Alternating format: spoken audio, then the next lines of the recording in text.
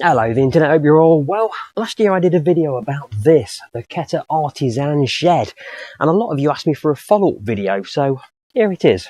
Hey, up still. If you want to see that product review video, it's in the link at the top of this video. However, a lot of people realised that I wasn't using this as a traditional shed space. No, I was using it for something a little bit special, and this is that story. 2024 was an incredible year for me. I entered a sim racing contest through Racing Prodigy, and I won my way through Street Kart Racing on iOS, joining a number of other sim racers through iRacing, rFactor 2 and Race Room. We all got invited out to the Prodigy week at the Atlanta Motorsports Park, taking part in a number of events in radical SR1 cars. And then during British Grand Prix weekend at the Williams Fan Zone at Piccadilly Circus, the Prodigy draft selected a number of drivers to represent real-world race teams in a proper race season. Rounds were held at NOLA, New Orleans, Sebring, Homestead, Miami, and the Atlanta Motorsport Park. Oh yeah, and we're also part of a reality TV show. So what has any of this got to do with the garden shed? Well, during Prodigy Week last May, everything was broadcast live to YouTube, and every time I got out of a car, there was always an interview. How's my helmet hair looking? Is it? Your helmet hair looks phenomenal. That's fine. I know you're excited to get home to your wife TC and Storm. What's next? I need to buy myself a computer and do some proper sim racing. All right, well, let's do it this way. How about anyone watching? Can we get some sponsors? He wants to get back into kart. He wants a computer help. A few hours later. Yeah, cheers. All right. The whole reason we're doing this, A, because we love them, and we love Brian Schmucker, who is just an incredible human. He was actually listening to our broadcast on his drive home. Oh yeah. And he heard your interview. Oh yeah. And he heard what I asked our sponsors for. What did you ask me? New computer. That is what you said. Yeah. And you know what he called and told us? Yeah. I'm giving him a sim machine. Oh wow, thank So, you. Brian Schmucker. Thank you. Craig, you now have a brand new sim machine that you can use to improve your racing skills. Oh well, Brian thank you Schmucker. very much. Suckerpunch, brilliant. There you have. This was incredible. This just doesn't happen. But where was I going to put it? I mean, I'm not joking here. This is my office at home. This is the small bedroom in my 3-bedroom detached house.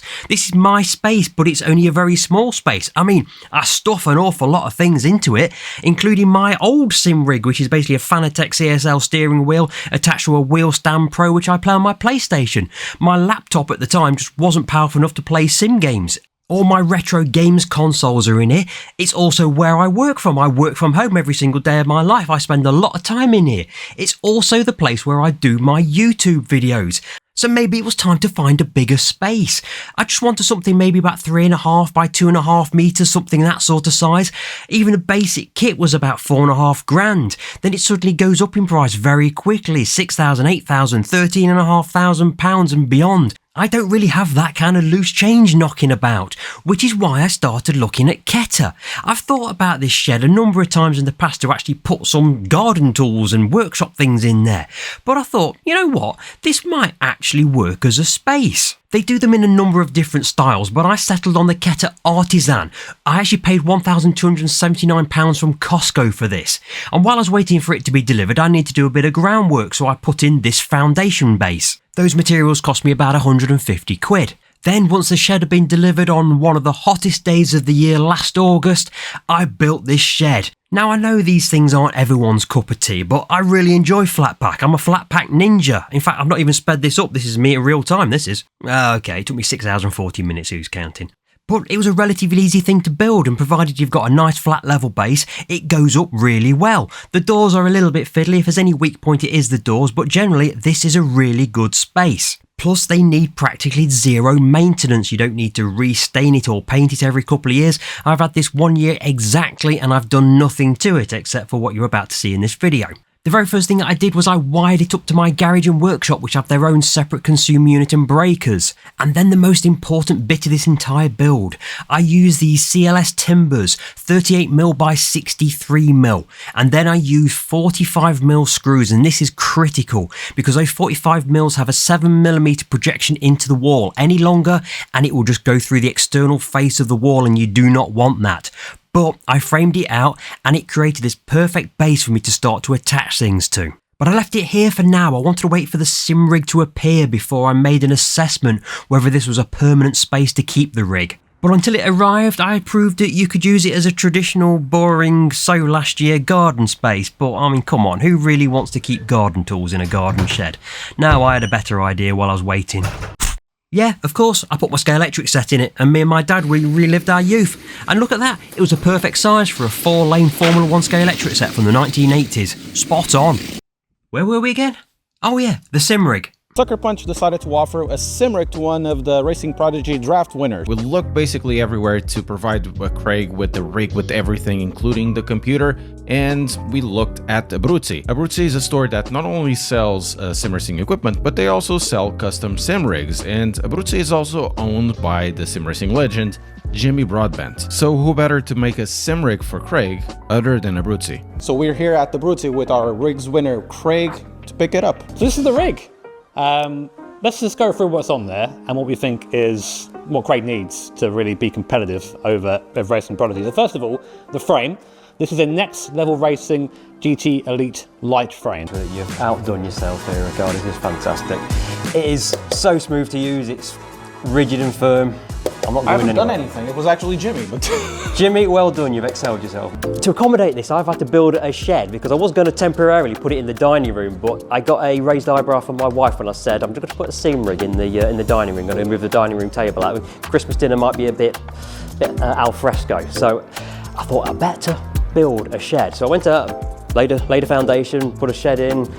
Insulated it all out, ready for this thing to go in, and the ultimate shed monkey, my inspiration, is sat right here. This is the guy who pioneered shed sim racing. And here it is being delivered. The guys from Abruzzi brought it up from the south coast of England all the way up to Derby for me. And this is how it looked on that first evening, Storm immediately stealing my chair. But it didn't take long for me to start calling it my own space. The sim rig was in there, and also I started to fill it with my YouTube studio stuff, a chair, a green screen and some nice studio lighting. I also started to decorate it somewhat. I've got 40 years worth of driving games, arcade simulators, all sorts of things. A little bit of silicone glue dabbed on the back of them and stuck to the wall. A bit rudimentary, but it started to make it look a bit nicer to live in. And for the first time ever, I got all of my historical sim racing wheels together. It really was a lovely space to be in for the first few months. My wife and my dog spent plenty of time in there. I enjoyed a nice sim racing evening with my dad, the first time that we'd ever played a computer game together since PGA Tour Golf on the Sega Mega Drive / Sega Genesis. And then on Mother's Day, even my dear old mum had a go. Right, So it's going to go right there. Where those cones are, go right, and then go left around the wall. Flying, absolutely flying. And obviously, I've spent plenty of time on it myself driving, although it didn't always go to plan. Whether it was EAWRC, Dirt Rally, iRacing, Assetto Corsa, Evo, Le Mans Ultimate, R-Factor 2, Race Room, GTR Evolution, this, Formula 1 2024, or even some of the old classic games such as, I don't know, Richard Burns Rally, or even this, Outrun. Yes, I have had an absolute ball on the sim rig, and I will be eternally grateful to everyone involved in it. I've also had plenty of opportunity to do my YouTube videos, whether it's been my reviews or my sim racing videos. However, there is something I need to share with you. The temperature variations in this structure are quite dramatic. It's a bit toasty this morning. Yes, through winter we had some pretty extreme temperatures. This was -5, but I had times when it went down to double figures.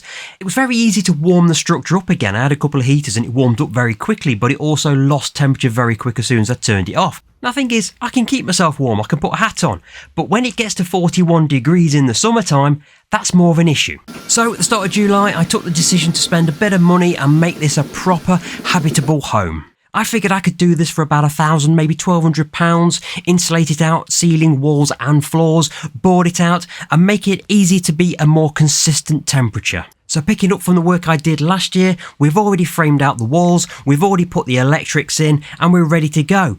I needed 9 more of those CLS timbers, the 38x63, to frame out the floor. I was very conscious about the thickness of the floor. While I wanted as much insulation as possible, I also didn't want to reduce the overall head height inside the shed. So I used these 25mm jab floor panels. I needed 4 of them, and then on top of those I put these weather resistant chipboard tongue and groove panels. I've used these many times in the past and these are absolutely fantastic. You'll also note that I never actually removed the sim rig from the sim shed. It's just too heavy to move around, but it was just about light enough to slide backwards and forwards while I worked. For the installation, I bought a 12 pack of 2.4 by 1.2 meter by 30mm thick insulation panels. I didn't actually need 12, I could have got away with 10, possibly even 9, but it worked out cheaper to buy a multi-pack of 12. I did consider putting the insulation panels over the top of the timber frame, but I realised I was taking away too much of my internal space, so I wedged them in between the timber frame. Didn't need any kind of adhesive, I just pushed them in,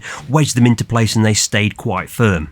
I did though use 2 rolls of this 50mm wide foil adhesive tape. It just finishes everything off and makes sure there's no gaps. And then over the top of that I put this 2.5 metre wide by 20 metre long roll of polythene vapour barrier to make sure there was no condensation going backwards and forwards between the structure. Next up I used 6 2.4 by 1.2 metre long 10.5mm thick plasterboard sheets.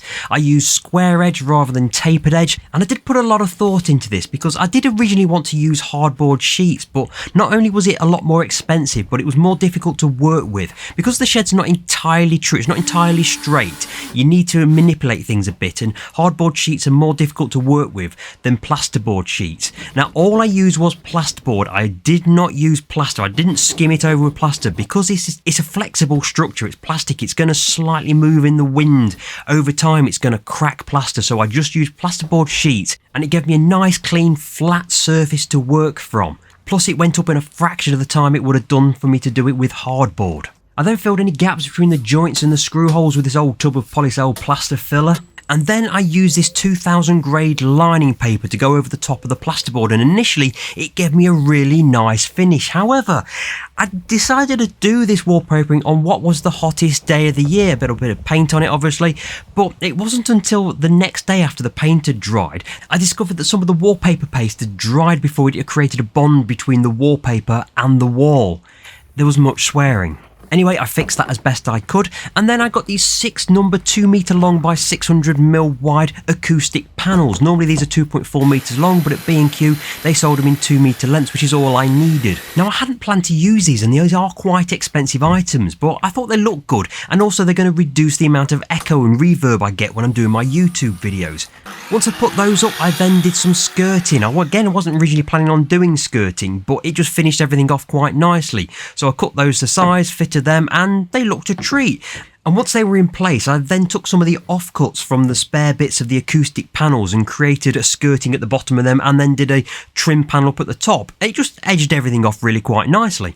And at this stage, everything is really starting to come together. I was really pleased with how it was looking. Still have plenty to do at this point, but it's looking good. I then painted up the skirting in this grey colour to match the external colour and also what I plan to do with the flooring. And then there was this. This was my game display. I wanted to show off all of my games, and this was borderline genius, borderline insanity. I didn't know if this was going to work. I used these L-shaped profile pieces attached to the wall with brackets and M4 bolts, and you know what? It worked a treat. Those are 3 shelving units I got, some nice pine units, but look at that, that was the shelving unit I came up with. It wasn't what the material was intended for, but it worked. I then bought a 24 pack of 600 by 600mm gym floor panels. These are these foam EVA panels, and glued them to the floor with this upholstery crafting spray adhesive, and it worked great. I did consider briefly putting carpet in there, but because it's exposed to the elements when the door is open, and during wintertime I'm going to be paddling in there with wet feet, I went with the gym floor, and I think it works. I think it works a treat. So it was all coming together. Then on the floor there you'll see a couple of IKEA Kallax units, a double and a single cube storage unit, and in that single cube storage unit is actually a porta potty. Yes, I know it's another insane design of mine, but you know what, I'm getting old and the toilet's upstairs in the house. It's a long way away. Anyway, to finish off the front of the shed, I used some of the skirting panel leftovers, cut it down to size and painted them grey. After that, the shed was pretty much finished, certainly on the inside, and I started to fill it up. Obviously the sim rig itself was already in, but I brought in the PC, I brought in the PlayStation and a few other odds and sods, and it was really starting to take shape. To finish off the ceiling, I used this, an old photography backdrop I screwed into the insulation panels on the ceiling. I then took a bit of a break to watch the England ladies win the European Championships, and Storm very much approves this message. Hey dog, how are you? And that's very nearly it. Last weekend I invited my old buddy Jai Fletcher, one of the racing prodigies around, to help finish setting up the rig and get a few practice laps in Spa-Francorchamps. So let me give you a quick tour. That's the picture of when we went down to Abruzzi to go and test out the sim rig for the first time. That's my Tough Monkey logo. That's my favourite motor racing car of all time, the MG Metro 6R4, and all of the Scalextric cars I've collected over the years, along with all the original sim racing games. There's representation from console and PC, all the Jeff Crammon Grand Prix games. There's the Super Monaco Grand Prix, the Sega Rally, there's Super Mario Kart. Then over here we've got all the F1 games, we've got all of the Gran Turismo games, Need for Speed, Burnout, EAWRC, TOCA Touring Cars, all the Colin McRae rallies and dirt rallies, and all the modern sim racing games too. There's the Abruzzi chair mounted on the Next Level Racing GT Elite sim rig. There's the Moser R12 direct drive wheelbase with the FSR Formula wheel and Moser CRP pedals. There's the Stream Deck with all my shortcuts and macros to all the games that I play. There's the PC, there's the PS5, which I've got linked to the Moser through the Brooks Resolution adapter. There's a Razer headphone, there's a surround sound system, plus 4 webcams to capture all the gaming footage for my YouTube videos. The security cameras in there, there's an Amazon Alexa in there controlling the heater, the Govee lighting and the Philips Hue lighting. I've also got my collapsible green screen in there for when I want to do some special YouTube videos. So overall, I finally got a workable space to do my videos and sim racing. Additionally, I've added a few security measures. I've bought this 1.8 metre long galvanised steel shed security bar, which bolts through the exterior wall of the shed and through the CLS timbers. I did need to buy some additional coach bolts to go through the wall because it is so much thicker than the original structure, so I needed 6 number M6 bolts, 90mm long, and to this I added 2 number 400mm long drop bolts. These prevent the doors from slamming shut in high wind by dropping the bolts through holes I've cast into the driveway. A couple of reliable padlocks secure both the doors and the shed security bolt, and through my years of testing products for Amazon Vine, I've acquired 1 or 2 decent security cameras.